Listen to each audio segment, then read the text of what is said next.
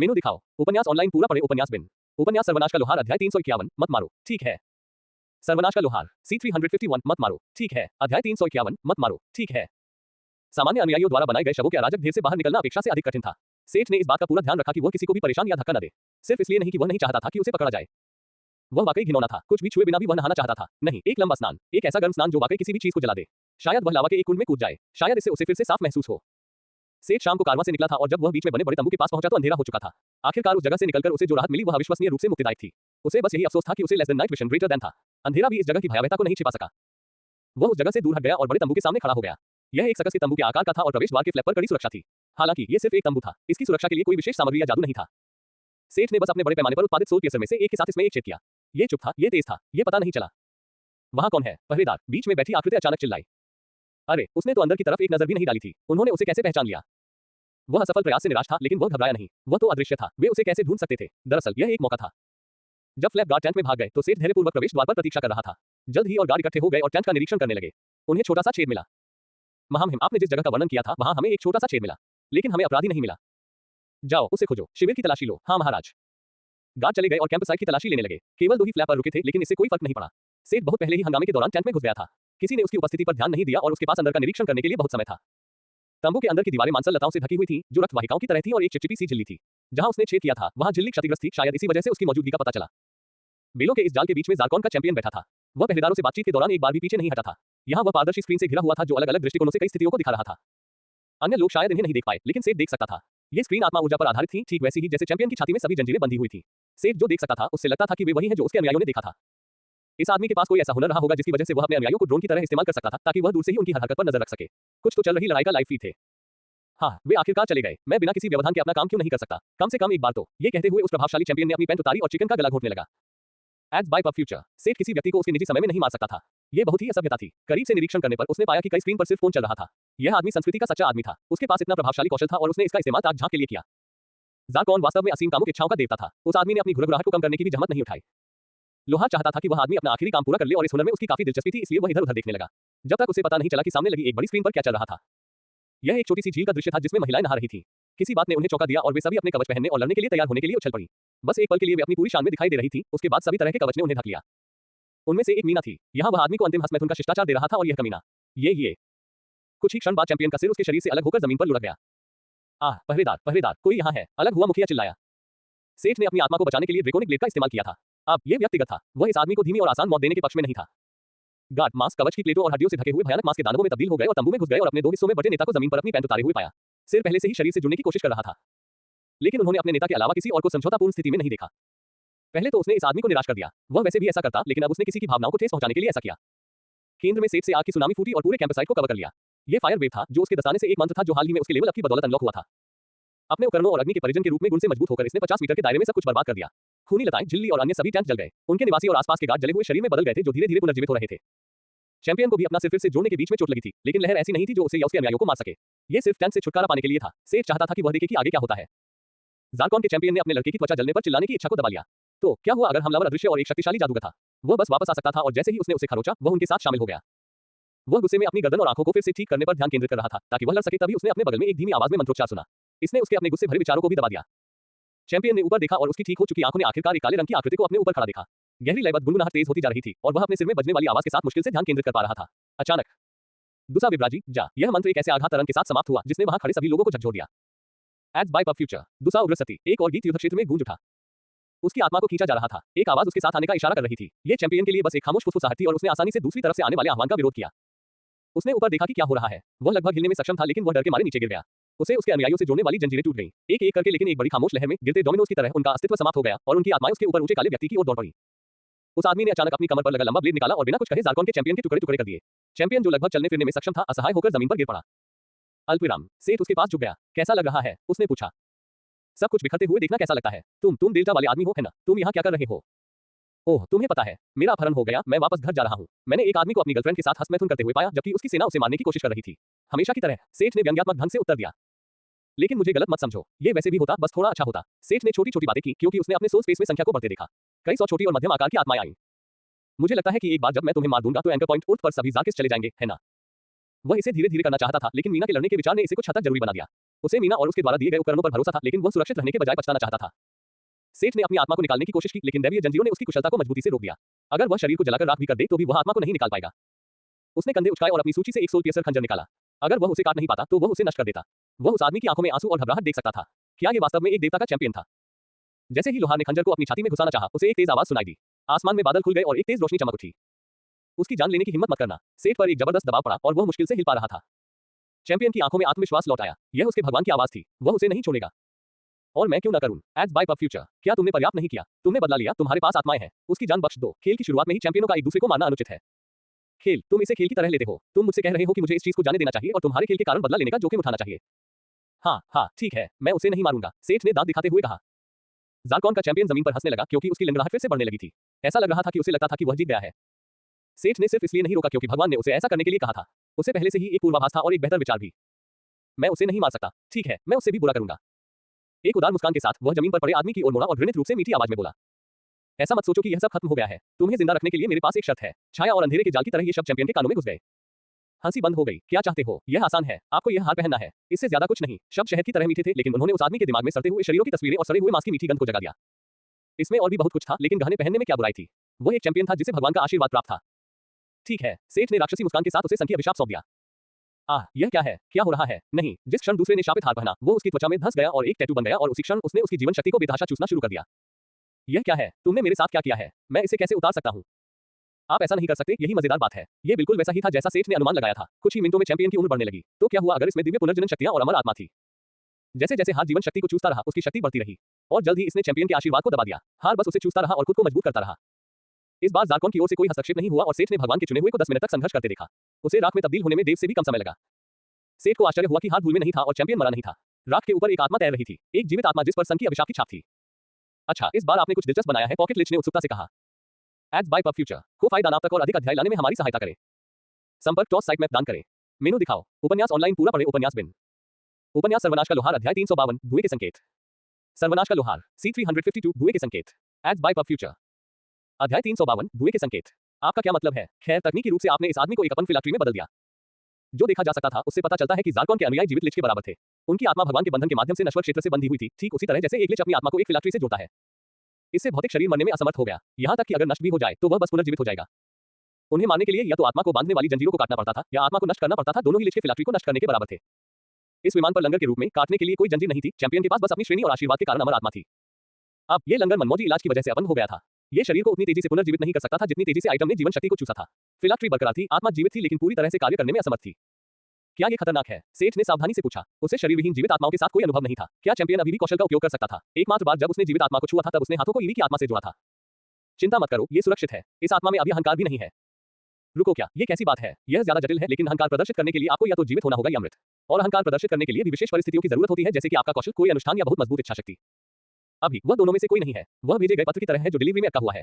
न तो शरीर और न ही आत्मा अहंकार को आश्रय दे सकती है, जबकि शरीर लगातार पुनर्जीवित होने की कोशिश करता है। तो अभी यह आत्मा सिर्फ ऊर्जा की एक गेंद है जो खुद की रक्षा नहीं कर सकती। सेठ ने बड़ी मुस्कान के साथ कहा। Ads bye pub future less than soul of weevil trailer बड़ा जीवित ग्रेटर देन। इसे क्राफ्टिंग मटेरियल का लेवल नहीं दिया गया था, लेकिन इसका मतलब यह नहीं था कि सेठ इसके साथ काम नहीं कर सकता था। उसने एक बार ईवी की आत्मा के साथ ऐसा किया था, इसलिए वह सैद्धांतिक रूप से जीवित आत्माओं का उपयोग करने में सक्षम था। बस इतना था कि वह इसके साथ कोई वस्तु नहीं बना सकता था। जब उसने अमर चुड़ैल के हाथ बनाए तो उन्हें ऐसी वस्तु के रूप में नहीं गिना गया जिससे उसे कौशल दक्षता प्राप्त हुई। अब यह तथ्य बहस का विषय था। अपनी नई कक्षा के साथ वह इस नई चीज के साथ खेलने में बहुत सक्षम हो सकता है। इसमें सिर्फ एक कमी थी, वह जीवित चीजों को इन्वेंट्री स्पेस में नहीं रख सकता था। सेठ को मजबूरन आत्मा को एक छोटी थैली में रखना पड़ा जिसे उसने अपनी बेल्ट से बांधा था। ये काम पूरा करने के बाद वह पीछे मुड़ा और उसकी नजरें नष्ट हो चुकी सेना पर पड़ी। देर से ही सही, उसे एहसास हुआ कि उसे नहीं पता था कि उसके कामों का असली युद्ध पर क्या असर होगा। जल्दी में वह कारवां की दिशा में वापस भागा। अगर उसे किसी बड़ी लड़ाई के लिए इलाके का पता लगाना था तो उसे पफल्स की जरूरत थी। चूंकि उसे वापस जाते समय छिपने की जरूरत नहीं थी, इसलिए उसे अपने रास्ते में छोटे पेड़ों और झाड़ियों से कोई परेशानी नहीं थी।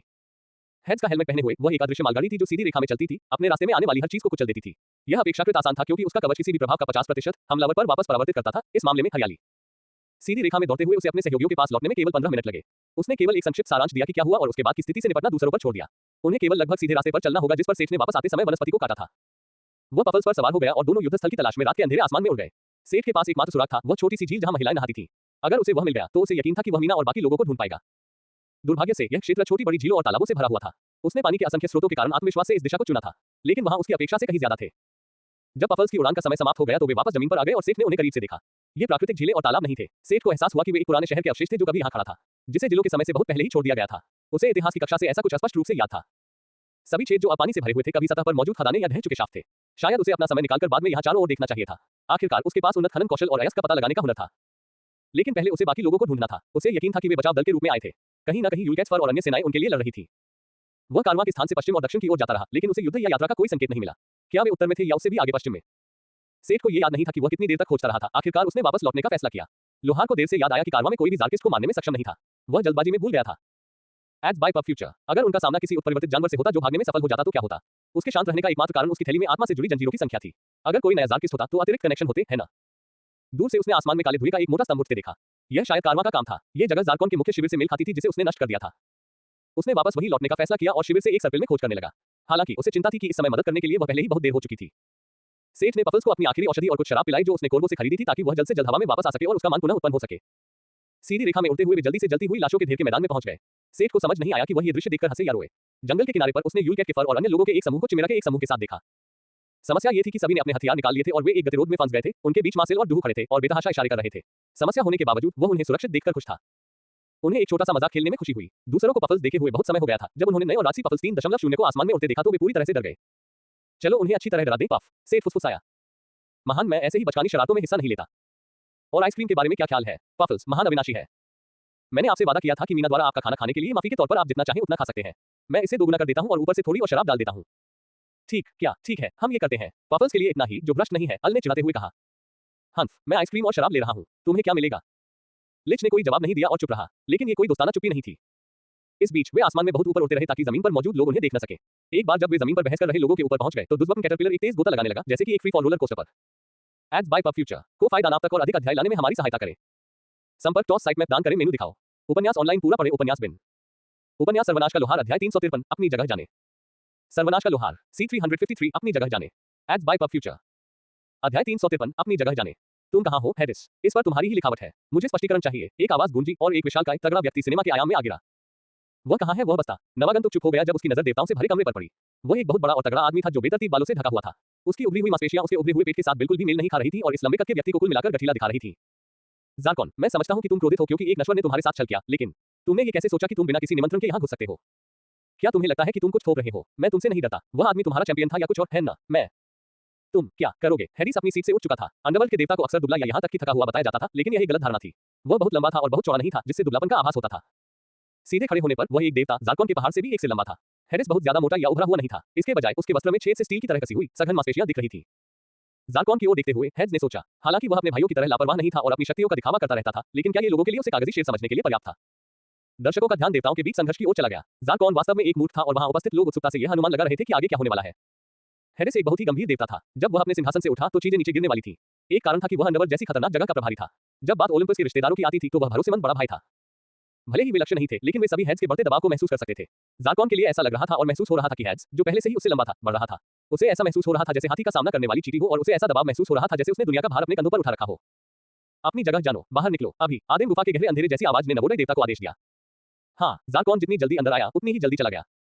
पब फ्यूचर द्वारा विज्ञापन। दर्शक थोड़े निराश हुए, लेकिन कुछ नहीं हो सका। ऐसा युवा देवता हैरिस जैसे बुरे मूड से कैसे मुकाबला कर सकता है? जब हैड्स ने मुड़कर देखा जारकॉन के जाने के बाद तो उसने एक खाली सीट देखी और अपनी मुस्कान नहीं छिपा सका। वह आदमी ज्यादा दूर नहीं जा सकता था। अल्पविराम। उन्होंने अंधेरे में कदमों की आवाज सुनी। तुम्हारा एक नया दोस्त है। ओह हाँ, सेठ, उससे उस आदमी के बारे में पूछो जिसने उसके चैंपियन को नष्ट कर दिया। इसके साथ ही सिस्टम देवता चले गए। अल्पविराम। अचानक उन्हें एक तेज आवाज सुनाई दी जैसे आसमान से कोई चीज नीचे गिर रही हो। इससे पहले कि कोई कुछ समझ पाता, वे चमकीली पीली आग की लपटों में गिर गए। लेकिन ये गर्म नहीं था, ये सिर्फ गर्मियों की गर्म हवा जैसा लग रहा था। ये कारवां का नेता है। सेठ, कारवां नेता क्या कर रहा है? सेठ, पफल्स ने सम्मानपूर्वक एक चक्कर लगाया ताकि हर कोई उसके शानदार रूप का सम्मान कर सके, इससे पहले कि वह दो समूहों के बीच उतरे। लोग जल्दी से तितर-बितर हो गए ताकि विशाल कीट के उतरने के लिए जगह बनाई जा सके। सेठ, और मुझे मत बताओ, क्या वह पफल्स है? फिन ने उत्साह से कहा। एकमात्र और केवल एक आइविसन ने अपने सुनहरे सिर की चमक के साथ जवाब दिया। पब फ्यूचर द्वारा विज्ञापन। इस आदमी ने शांत रहना कब सीखा? जैसे ही वह विशालकाय सेंटीपीड से उतरा, एक आकृति छाया से उस पर झपटी और उससे लिप गई। मैं बहुत चिंतित था। बिल्ली के कान वाली महिला ने आंखों में आंसू भरकर उसे दोषी ठहराया। जवाब देने के बजाय उसने बस उसे कसकर गले लगाया और उस पल का आनंद लिया। फिन तुम्हें फिर से नहीं बचा सका। फिन चिल्लाया। वह उसके सिर के ऊपर बैठ गई, रो रही थी। हालांकि सेठ को यकीन नहीं था कि वह मीना की तरह ही रोई थी या नहीं। कुछ देर बाद माइक और यूलकैट के बाकी फर भी उसका स्वागत करने के लिए आ गए। जब वे फिर से मिल रहे थे तो दोनों आमने सामने की पार्टियों ने उन्हें देखकर असमंजस में थे कि क्या करें। एकमात्र व्यक्ति जो खुश दिख रहा था वह था मार्सेल, क्योंकि ऐसा लग रहा था कि मिनास मार के टावर मास्टर के अचानक प्रवेश ने स्थिति को फिलहाल के लिए निरुद्ध कर दिया था। सेठ, एक अप्रत्याशित व्यक्ति आगे बढ़ा। यह मार्क बेकर था जिसने उस आदमी को पहचाना था जिसने उसे एक बार नीलामी इंटरफेस बेचा था। वीजल लोगों के साथ हुई घटना के बाद उसने सेठ के बारे में फिर कभी नहीं सुना था। उसने कभी उम्मीद नहीं की थी कि वह यहाँ होगा। वह यहाँ क्या कर रहा है? सेठ ने आश्चर्य से कहा। वह एक पल के लिए झिझका क्योंकि वह बेकर का नाम भूल गया था। यह आदमी संयुक्त बचाव अभियान में वाई सिटी का प्रतिनिधि है। लीना ने आखिरकार आगे कदम बढ़ाया। क्या ये सच है कि आप इस समूह के नेता हैं? उसने उस विशालकाय आईविस को सावधानी से देखा जो अपने परिचित लोगों के सामने अपनी शान दिखाने और अपरिचित लोगों से सम्मान पाने के लिए पीछे खड़ा था। राजकुमारी अकेली नहीं थी जो पफल्स को सावधानी से देख रही थी। खैर, मुझे लगता है कि मैं हूँ, लेकिन मैं इन लोगों की सारी जिम्मेदारी खुशी से तुम्हें सौंप दूंगा। हालांकि वह अपने दोस्तों से मिलने के लिए समय निकालना चाहता था, लेकिन अधिकारी चाहते थे कि वह आधिकारिक बयान दे। इसका सीधा मतलब था कि सभी महत्वपूर्ण व्यक्ति कुछ घंटों के लिए बैठे और कहानियों का आदान प्रदान किया कि क्या हुआ और कौन किसके लिए जिम्मेदार था। ये कुछ हद तक महत्वपूर्ण था क्योंकि लगभग 300 शरणार्थी बचे थे जिनका उचित तरीके से इलाज और प्रबंधन किया जाना था। एक तिहाई मुक्त किए गए दास थे, एक तिहाई चिमेरा थे और बाकी वे थे जो साहसी लोगों में से बचे थे। जब लोहार ने घटना को दोहराया तो सेठ द्वारा अंधेरे की बात कहने पर राजकुमारी ने कुछ प्रतिक्रिया व्यक्त की, लेकिन आगे कोई प्रश्न नहीं किया। अंत में सेठ ने गर्व से दावा किया कि डेल्टा से लगभग कोई भी नहीं खोया है। डेल्टा से लोगों की संख्या में गिरावट ज्यादातर लोगों की थी जो less than home call greater than के साथ घर वापस टेलीपोर्ट कर रहे थे। डेल्टा के अन्य लोग यहां तक कि साधारण नागरिक भी इस यात्रा पर बड़े हुए थे। वे अब इतने मजबूत थे कि कम से कम अपनी जान बचा सकते थे। पब फ्यूचर द्वारा विज्ञापन। ये व्यक्ति जार्कोनिक उत्परिवर्तन नहीं है बल्कि धर्मतंत्र द्वारा शल्य चिकित्सा द्वारा बनाए गए सुपर सैनिक है। क्या ऐसा कुछ संभव है? मार्क ने हैरानी से पूछा। ये कथन उनकी पिछली गलतफहमी का आधार था। बचाव बलों के अग्रिम गार्ड ने मानवीय शवों को जलाने वाले चिमेरा को एक और घृणित प्राणी समझ लिया था और उन पर हमला कर दिया था। दोनों पक्षों ने लड़ाई लड़ी थी और मार्सेल और डेल्टा के अन्य साहसी लोग अंततः लड़ाई को रोकने में सफल रहे। सौभाग्य से कोई नुकसान नहीं हुआ, केवल घायल लोग थे और उनमें से अधिकांश अग्रिम दल के थे। लोहार ने अपने पालकों के अलावा अन्य लोगों के लिए सभी जिम्मेदारियों से सफलतापूर्वक छुटकारा पा लिया। जब वह आखिरकार कमांड सेंटर के रूप में काम करने वाले तंबू को छोड़ने में सक्षम हुआ तो उसे थकान महसूस हुई। इस तरह की बातें हाथ से एक पूरा कवच सेट सिलने से भी ज्यादा थका देने वाली थी। वह जल्दी से अपने दोस्तों के शिविर स्थल पर भागा। बड़े कैंप फायर के आसपास उसने पाया कि लिनवी उत्साह से घर में अपनी गतिविधियों के बारे में बता रहा था, जबकि बाकी सभी उत्सुकता से सुन रहे थे। यहाँ तक कि दूह बड़ा बाघ आदमी भी ध्यान से सुन रहा था। वह चुपचाप मीना के पास बैठ गया। इससे पहले कि वह उसके करीब पहुंच पाता, मीना ने पहले ही दूरी बना ली थी और उसके ऊपर झुक गई थी। इस समय उन्हें एक दूसरे को समझने के लिए किसी शब्द की जरूरत नहीं थी। बाड़े आ गया है। क्या नायक को अपनी कहानी नहीं बतानी चाहिए या अपनी प्रशंसा खुद नहीं गानी चाहिए? लिक्सिस ने चिढ़ाते हुए कहा। अगर मैं अपने कामों के बारे में शेखी बघारूं तो यह अच्छा नहीं है। किसी और से मेरी प्रशंसा सुनना कहीं बेहतर है, उसने आत्मसंतुष्ट होकर उत्तर दिया। समूह थोड़ा हंसा और लिनवी ने कहानी सुनाना जारी रखा। जैसे जैसे कहानी आगे बढ़ती गई, सुनने के लिए और भी लोग जुड़ते गए। रुको, सेठ ने लोगों को शैतान बना दिया। मार्क बेकर ने आश्चर्य से कहा। नहीं, मैंने ऐसा नहीं किया। मैंने तो बस किसी ऐसे व्यक्ति के लिए दरवाजा खोला जो ऐसा कर सकता था। यह सेठ ही था जिसने दुष्ट जंगल को जला दिया। पिप ने थोड़ी देर बाद पूछा। सेठ को यह स्वीकार करते हुए थोड़ी शर्मिंदगी महसूस हुई कि यह वही था। वह जानता था कि उसे और उसके दोस्तों को आग से भागने में थोड़ी परेशानी हुई होगी। यह अच्छी बात थी कि यह बहुत बड़ी समस्या नहीं थी और समूह में से किसी ने भी शिकायत नहीं की। जब दलदल में क्या हुआ इसकी बात आई तो सेठ को वहां जो कुछ हुआ उसका सारांश देना पड़ा, लेकिन उन्होंने विस्तार से नहीं बताया। तुमने एक आर्केंजल देवदूत की जालसाजी की है। जब लिनवी ने बताया कि मैदानों में क्या हुआ था तो लीना चिल्लाई। हाँ, उसने उन वस्तुओं का पीछा किया और जब उसे लगा कि वह सफल हो सकता है तो उसे कोई रोक नहीं सकता था। समस्या ये थी कि उसे यकीन नहीं था कि इन वस्तुओं के साथ क्या करना है। वे एक ऐसे देवता की दिव्य शक्ति से भरे हुए थे जो इस प्रणाली के लिए विदेशी था, इसलिए उनका मूल्यांकन नहीं किया जा सकता था। लोहार को यह पता नहीं था कि बिना उनका परीक्षण किए ये वस्तुएं वास्तव में क्या कर सकती हैं। क्या मैं उन हथियारों में से एक देख सकती हूँ? उसने कांपती आवाज में पूछा। भले ही वे सिस्टम के बाहर के हथियार हों, लेकिन किसी दिव्य प्राणी की सामग्री से बनी कोई चीज बेहद दुर्लभ थी। बिल्कुल एक सच्चे ड्रैगन की सामग्री से बनी वस्तुओं की तरह। ऐसी किसी भी चीज को अपनी सामग्री के कारण ही राष्ट्रीय खजाना बनने का मौका मिला। पब फ्यूचर द्वारा विज्ञापन को फायदा नाम तक और अधिक अध्याय लाने में हमारी सहायता करें। संपर्क टॉस साइट मैप दान करें। मेनू दिखाओ। उपन्यास ऑनलाइन पूरा पढ़े। उपन्यास बिन। उपन्यास सर्वनाश का लोहार अध्याय 354 पकड़ना। सर्वनाश का लोहार पकड़ना। एड्स बाय पब फ्यूचर अध्याय 354 पकड़ना। सेठ खुद इन हथियारों का इस्तेमाल करने के बारे में अनिश्चित था। वे बेजान लग रहे थे लेकिन उन्हें पकड़ने से उसे एक अजीब सी बेचैनी महसूस हो रही थी। इसके अलावा वो उनका मूल्यांकन नहीं कर सकता था और इससे वे तकनीकी रूप से अनुपयोगी हो गए। वह अपने किसी करीबी को संभावित खतरों के संपर्क में नहीं लाना चाहता था। यह देखकर कि राजकुमारी उसे देखने के लिए कितनी उत्सुक थी, सेठ को उसे मौका देने में कोई डर नहीं लगा। शायद उसके पास प्रभावों को खोजने का कोई तरीका था। जरूर, ये लो, उसने कहा और लीना को देवदूत की भुजा से बनी तलवार थमा दी। राजकुमारी को आश्चर्य हुआ कि उसने कितनी आसानी से उसे यह वस्तु उधार दे दी, लेकिन जल्दी ही उसका ध्यान उस वस्तु की ओर चला गया। एक सामान्य हथियार के विपरीत तलवार धातु के एक निरंतर टुकड़े देवदूत की भुजा से बनाई गई थी। हाथ से बना लंबा चौड़ा ब्लेड अभी भी सामान्य दिख रहा था, हालांकि बड़ा था। भयावह हिस्सा हैंडल था जो प्राणी के हाथ से बनाया गया था। टेढ़े क्रॉसगार्ड को अभी भी अंगूठे और छोटी उंगली के रूप में पहचाना जा सकता था, जबकि हैंडल खुद मध्यमा, अनामिका और तर्जनी उंगली थी जिसे रस्सी की तरह घुमाया गया था। पोमेल पर इन 3 उंगलियों के नाखूनों ने एक अजीबोगरीब मन का पकड़ रखा था। ये पोमेल क्या है? मैंने ऐसा पदार्थ कभी नहीं देखा, लीना ने बुदबुदाया। बाकी सभी लोग भी उसके कंधों के ऊपर से उस वस्तु को देखने के लिए देख रहे थे। ये पहली बार था जब उसने उन्हें बनाने के बाद बाहर निकाला था और भले ही उस समय कई लोगों ने उसे बनाते हुए देखा था, लेकिन बहुत कम लोगों को यह देखने का मौका मिला था कि उसने वास्तव में क्या बनाया था। ओह, वह यह आंखों में से एक है, सेठ ने तथ्यात्मक रूप से टिप्पणी की। स्वर्गदूतों की आंखें एक अज्ञात धातु से बने बैंगनी पत्थर थे। उस स्थिति में वे तलवार के मूठ और डंडे की नोक के लिए बिल्कुल उपयुक्त लग रहे थे। राजकुमारी ने चौंककर अपना हाथ उस मूठ से खींच लिया जिसे वह अभी सहला रही थी। मैं भी इसका मूल्यांकन नहीं कर सकती। क्या तुम्हें कोई आपत्ति होगी यदि मैं इसे साम्राज्य में ले जाऊं और हमारे शाही मूल्यांकनकर्ता से इस वस्तु को देखने को कहूं? उसने सावधानी से पूछा। Ads bye pub future. हालांकि उसका कोई बुरा इरादा नहीं था, लेकिन अगर दूसरे पक्ष को उस पर भरोसा नहीं था तो वे सोच सकते थे कि वह उसे वापस नहीं करेगी। लीना को यकीन नहीं था कि सेठ उसके बारे में क्या सोचता है। आगे बढ़ो, सेठ ने बिना किसी परवाह के कहा। उसकी चिंताएं निराधार थी। लोहार को इन हथियारों से कोई लगाव नहीं था। उन्हें खुद परखना या दूसरों को इस्तेमाल के लिए देना तो दूर की बात थी। अगर साम्राज्य ने इसे अपने पास रख लिया तो उसने बस कुछ ऐसा खो दिया जिसकी उसे ज्यादा परवाह नहीं थी। अगर साम्राज्य सफल हो जाता और वह वस्तु वापस दे देती तो सेठ के पास उनके प्रभावों का परीक्षण करने का एक सुरक्षित तरीका होता। उसके दृष्टिकोण से उसके पास खोने के लिए कुछ भी नहीं था और पाने के लिए सब कुछ था। राजकुमारी ने शुक्रगुजार होकर तलवार को अपने भंडार में रख लिया। दिन लंबा होता गया और रात गहरी होती गई जब उनका मौज मस्ती का माहौल खत्म हुआ और सेठ अपने लोगों के साथ अकेले रह गए। एक ध्वनिरोधी अवरोध खड़ा किया गया और वे आखिरकार व्यापार के बारे में बात कर सकते थे। उन्होंने मिनास मार की गतिविधियों और उसके परिणामस्वरूप होने वाली वृद्धि के बारे में बताया। सेठ ने सहमति से उनकी बातें सुनी क्योंकि उन्होंने मोनिक के अस्थायी टावर मास्टर के रूप में किए गए कदमों का वर्णन किया था। वह वास्तव में खुश था कि वे उसके चले जाने के बाद सब कुछ जलाने से बच गए। मन ही मन वह खुद की तारीफ करता रहा। दूसरों को काम सौंपकर संगठन बनाने का यही फायदा था। अगर वह न भी हो तो भी हर कोई अपना काम कर सकता था। जब वे आखिरकार बात करते करते थक गए तो उन्होंने अलग होकर अच्छी नींद लेने का फैसला किया। सभी के लिए यह एक लंबा दिन था। जैसे ही वे उठने वाले थे, एक उदास आवाज सुनाई दी। माँ, मेरा क्या, मुझे भी भुना हुआ मांस चाहिए था। इमोगी इस समय बहुत दुखी था। माँ उसके बहुत महत्वपूर्ण दोस्तों से फिर से मिल गई थी और यह समझ गया था कि वह वहां मौजूद सभी लोगों के सामने यूं ही नहीं आ सकता था। इसलिए वह इंतजार कर रहा था। जब अजनबी चले गए और उन्होंने ज्यादा निजी तौर पर बात की तो उसे लगा कि उसका पल आ गया है। उसने सुना और इंतजार किया। उन्होंने खुशी-खुशी बात की और भुना हुआ मांस खाया। ये बहुत स्वादिष्ट लग रहा था, लेकिन वह चुप रहा और अपने इशारे का इंतजार करता रहा। एड्स बाय पब फ्यूचर, लेकिन ये कभी नहीं आया। उन्होंने बिना इसके सारा मांस खा लिया। वे इसके बिना ही बातें करते और हंसते रहे। जब वे जाने वाले थे तो यह अब और नहीं रुक सका। मुझे क्यों बाहर रखा जा रहा है? वह चिल्लाया। वह कौन है? फिन ने उत्सुकता से पूछा। सेठ ने दलदल के रोमांच के बारे में बात करते समय इमोगी के बारे में सब कुछ छोड़ दिया था। वह बाद में इस पर वापस आना चाहता था, लेकिन वह किसी तरह भूल गया। मुझे माफ कर दो। उसके पास कोई बहाना नहीं था और उसने गोल-मटोल सांप को बुलाया। उसकी बड़ी गोल आंखें रोके हुए आंसुओं से चमक रही थी। ये है, मुझे अभी तक कोई अच्छा नाम नहीं सूझा है। यह एक इमोगी है जिसे मैंने दलदल में पाला था।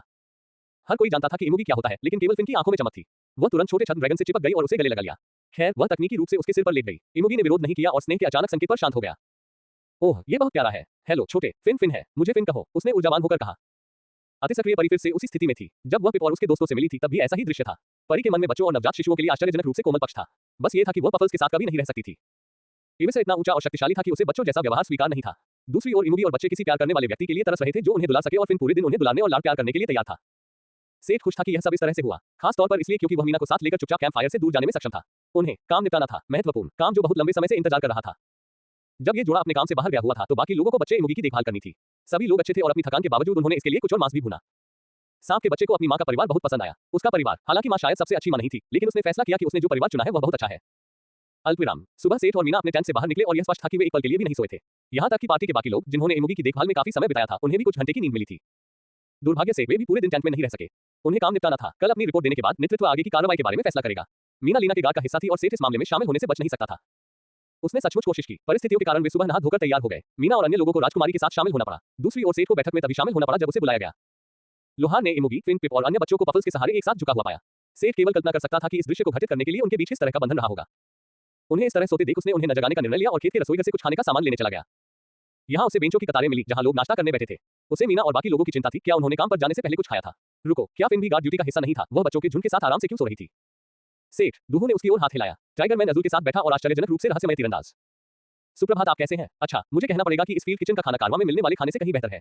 अजुल ने खुशी से जवाब दिया। ये सच है कि कारवां में खाना बहुत अच्छा नहीं था। हालांकि यात्रा की शुरुआत में उनके पास बहुत से रसोई थे, लेकिन उनके पास मोबाइल रसोई जैसी कोई चीज स्थापित करने का समय नहीं था। अपनी आधी यात्रा में वे आग का उपयोग भी नहीं कर पाए। इसका मतलब यह था कि उसके मामले में यह उसके जीवन का पहला औसत भोजन था। वह इसी तरह बहुत खुश थी।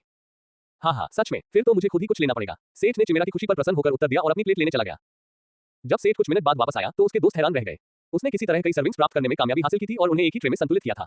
उन्हें हैरानी हुई कि सेठ ने इतना ज्यादा खा लिया जितना कि बड़ा टाइगर मैन भी नहीं खा सकता था। तुम सही थे, ये निश्चित रूप से यात्रा के दौरान पकाए गए भोजन से बेहतर है। अरे यार, मुझे देर हो गई, चलो बाद में फिर बात करते हैं, उसने जल्दी में कहा। किसी ने उसे बताया कि उस बैठक में शामिल होने का समय हो गया है। एड्स बाय पब फ्यूचर को फायदा नाम तक और अधिक अध्याय लाने में हमारी सहायता करें। संपर्क टॉस साइट में दान करें, मेनू दिखाओ। उपन्यास ऑनलाइन पूरा पढ़े, उपन्यास बिन। उपन्यास सर्वनाश का लोहार, अध्याय 355, मैं खुद को माफ कर दूंगा। सर्वनाश का लोहार, C355, मैं खुद को माफ कर दूंगा। पब फ्यूचर द्वारा विज्ञापन। अध्याय 355, मैं खुद को माफ कर दूंगा। सेठ ने बड़े कमांडो केंद्र में प्रवेश किया और चिड़ियाघर को देखा।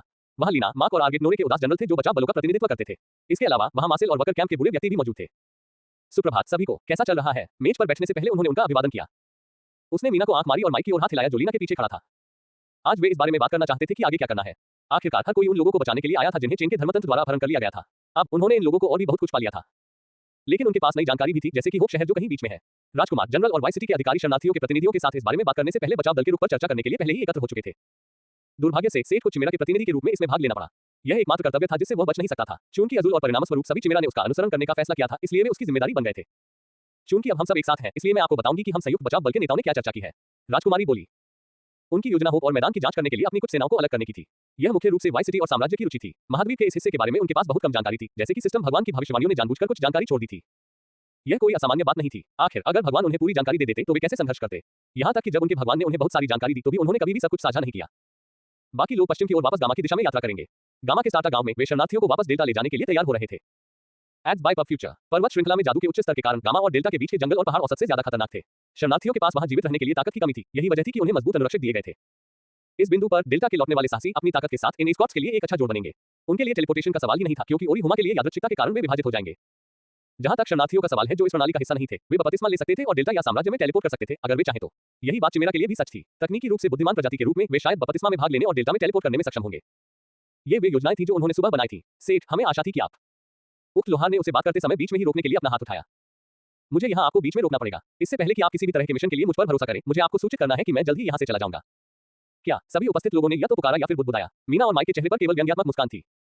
दूसरे दिन शाम को, ओह हाँ, इससे पहले कि मैं भूल जाऊं, ईवी ने हमें इसे आपको सौंपने के लिए कहा था। उसने कहा कि अल को पता होगा कि यह क्या है और उसे उम्मीद है कि आप कुछ सामग्री लेने के लिए उसे माफ कर देंगे। माइक ने कहा जब शाम थोड़ी शांत हुई। पशु पुरुष ने लेसन रहस्यमय स्वर्ण ग्रेटर देन से बनी एक प्लेट निकाली जिस पर सभी प्रकार की रहस्यमय संरचनाएं और मंत्र अंकित थे। हो, इस छोटी लड़की में सचमुच बहुत जल्दी सुधार हुआ है। पब फ्यूचर द्वारा विज्ञापन। यह क्या है? यह हमारे घर का टिकट है। एक स्थानिक बीकन के लिए कोर। यह तभी संभव है जब मैं उस लड़की के इरादों को सही ढंग से समझ पाया हूं। एक स्थानिक बीकन, इसका मतलब है कुछ लोग आश्चर्य से बोले। हाँ, जब तक हम संगत संरचना स्थापित करते हैं और उसे शक्ति देते हैं, हम मिनास मार के लिए हमें लेने के लिए एक संकेत बना सकते हैं। अगर ईवी संकेत उठाती है तो वह हमारे लिए एक स्थानिक सुरंग खोल सकती है जिससे हम मिनास मार वापस जा सके।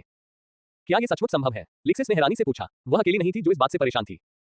बेशक सैद्धांतिक रूप से यह संभव है। यह डेल्टा में एक पूरी तरह कार्यात्मक टेलीपोर्टेशन संरचना से जुड़ने की तुलना में थोड़ा कम स्थिर है, लेकिन पर्याप्त ऊर्जा के साथ इसे बनाया जा सकता है। यह टावर की प्रारंभिक सीमा के भीतर टेलीपोर्ट करने से अलग नहीं है। एक पल के लिए सन्नाटा छा गया। हर किसी के मन में अपने अपने विचार थे जब उन्होंने सुना कि वे इतनी जल्दी वापस आ सकते हैं। या लिनरी, वेडन और पिप के समूह के मामले में ये सुनकर की सुरक्षा इतनी करीब थी। बाद वाले स्पष्ट रूप से खुश थे। दूसरी ओर यूल्का के फर थोड़े उलझन में थे क्योंकि उन्हें राजकुमारी की सुरक्षा के लिए जिम्मेदार महसूस हुआ। दूसरी ओर वे केवल सेठ के लिए आए थे और उन्होंने कुछ भी वादा नहीं किया था। तो हमें ऐसा करने के लिए क्या करना होगा? सेठ ने आखिरकार सभी के लिए फैसला किया। खैर, यह कोई सवाल ही नहीं था शुरू से ही। उपस्थित, उन्होंने कहा, हाँ, मिनासमार के सदस्य स्थानिक प्रकाश स्तंभ का निर्माण करेंगे और डेल्टा लौटेंगे। लीना ने अविश्वास से उसकी ओर देखा। फिर मीना और माइक उसके और सेठ के पीछे पीछे चले गए। क्या वे गंभीर थे? लेकिन फिन का क्या? क्या वह इन सभी पसीने से तर पुरुषों के साथ फंस नहीं जाएगी और उसके पास भरोसा करने के लिए क्यूटनेस का ये बंदरगाह भी नहीं होगा? मुझे खेद है, हमने कल ही निर्णय ले लिया था। मीना ने व्यंग्यात्मक मुस्कान के साथ राजकुमारी से माफी मांगी। आप ऐसा नहीं कर सकते। आपको इन लोगों को सुरक्षित घर वापस लाने में हमारी मदद करनी चाहिए, उसने घबराहट में कहा। मुझे एक वादा निभाना है और मैं इसे निभाने का जोखिम नहीं उठाऊंगा। इन लोगों को इस स्थिति तक लाकर मैंने काफी कुछ किया है। उन्हें सुरक्षित घर पहुंचाना आपका कर्तव्य है, मेरा नहीं। अगर सेठ को पूरी ईमानदारी से कहा जाए तो वह सिर्फ इसलिए रुका था क्योंकि वह less than home call greater than के जरिए अपने साथ कुछ लोगों को वापस नहीं ले जा सका था। उसने लिनरी से वादा किया था कि वह उसे डेल्टा ले आएगा। वेडन, इवान, अजुल, पिप और उसके दोस्त भी यही फंस गए होते। अंदर ही अंदर वह अपनी क्षमता से ज्यादा जिम्मेदारी नहीं लेना चाहता था। फिर भी उसने कई बार मदद के लिए कदम बढ़ाया था। कोई भी उसे अपने लोगों को लेकर घर जाने के लिए दोषी नहीं ठहरा सकता था अब जब उसके पास मौका था। राजकुमारी को जल्दी ही एहसास हो गया कि बहस करने का कोई मतलब नहीं है। उसे फिन को छोड़ना होगा। मार्क और जनरल ने कोई विरोध नहीं किया बल्कि चुप रहे। कम से कम चिमेरा को तो हमारे साथ रहने दो, मार्क ने अचानक पूछा। वापसी के दौरान हम उनकी मारक क्षमता का उपयोग कर सकते हैं। डार्क एल्विन जनरल ने सहमति में सिर हिलाया। गामा से यहाँ तक का उनका सफर खतरों से भरा था और अब उन्हें 100 से ज्यादा गैर लड़ाकों की रक्षा करनी थी, जबकि वे होप की जांच करने के लिए अपनी लड़ाकू सेना का एक हिस्सा अलग कर रहे थे। शक्तिशाली चिमेरा एक महान आश्वासन होगा। अगर वे तैयार हैं तो मुझे उनसे बात करनी होगी। सेठ ने बिना किसी प्रतिबद्धता के जवाब दिया। उसे ये भी यकीन नहीं था कि अगर वे चाहें तो सभी चिमेरा को टेलीपोर्ट कर सकते हैं या नहीं। लिच के आकलन के अनुसार इसकी एक सीमा थी। भले ही उन्हें इसे स्थापित करने के लिए एक अच्छी जगह मिल जाए, लेकिन इससे होकर गुजरने वाला प्रत्येक व्यक्ति संरचना को खराब कर देगा। अन्यथा वह पहले ही शरणार्थियों को टेलीपोर्ट करने की पेशकश कर चुका होता। हालांकि ईवी के अस्थायी बीकन के साथ कई चीजें गलत हो सकती थी। ऐसे पोर्टल की अस्थिरता और ऊर्जा खपत का तो जिक्र ही नहीं किया जा सकता। यह संदिग्ध था कि क्या उनके पास एक से ज्यादा बार प्रयास करने का मौका था। फिर भी क्या वह उन्हें ले जा सकेगा या क्या वे वहां रहने को तैयार होंगे, यह एक और महत्वपूर्ण प्रश्न था। आप जानते हैं, वे तकनीकी रूप से मिनास मार के सदस्य हैं। मुझे यकीन है कि मैं उन्हें मना सकता हूं, लेकिन यह मुफ्त नहीं है। आखिरकार वे यहां रहकर अपनी जान जोखिम में डालते हैं। क्या आपको नहीं लगता कि आपको उनके निर्णय को आसान बनाने के लिए उन्हें कुछ लाभ प्रदान करने चाहिए? सेठ ने बातचीत शुरू की। सेठ द्वारा अचानक की गई बातचीत और उनसे कुछ पैसे और वादे छीन लेने के बाद बैठक का बाकी समय काफी अजीबोगरीब रहा। उन्हें किसी अन्य व्यक्ति के बारे में निर्णय लेना था जो लोगों को आशा की ओर ले जाए और किसी तरह इस तथ्य से निपटे कि हो सकता है कि उनकी वापसी की यात्रा शुरू करने से पहले ही उनकी सारी भ्रांतियां समाप्त हो चुकी हो। इसका अंत किसी संतोषजनक निर्णय के साथ नहीं हुआ, बल्कि यह समाप्त हो गया और इसके बाद सभी लोग एक अवकाश पाकर खुश थे। पब फ्यूचर द्वारा विज्ञापन को फायदा नाम तक और अधिक अध्याय लाने में हमारी सहायता करें। संपर्क टॉस साइट मैप दान करें।